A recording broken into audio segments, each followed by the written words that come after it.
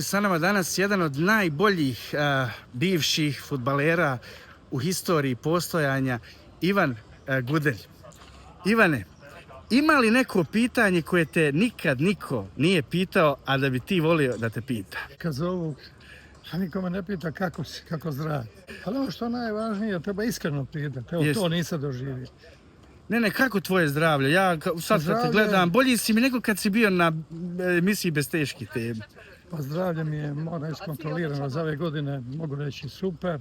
Najvažnija je glava, svijest, podsvijest, pozitivna atmosfera, ljudi oko tebe, priroda, predivno. Evo sad smo na Starom placu. Pošto smo sad trenutno na Starom placu, dakle stari stadion Hajdukov, neizostavno pitanje, kakva je sad situacija po tebi sa Hajdukom i šta ti misliš o cijeloj ovoj situaciji u kojoj se Hajduk trenutno nalazi? Kad me mnogi pitaju, ljudi koji susretno, a Ivane, šta je za Hajdukom, jer imaš neko lakše pitanje. Bili smo prije par godina u emisiji kod tebe.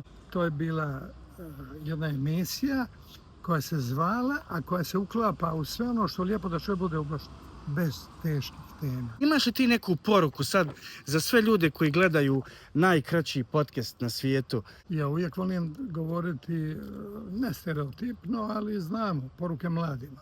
I moj život obilježe radu sa mladim. Zapravo to je nešto predivno. Uvijek godinama se osjećamo se mladi.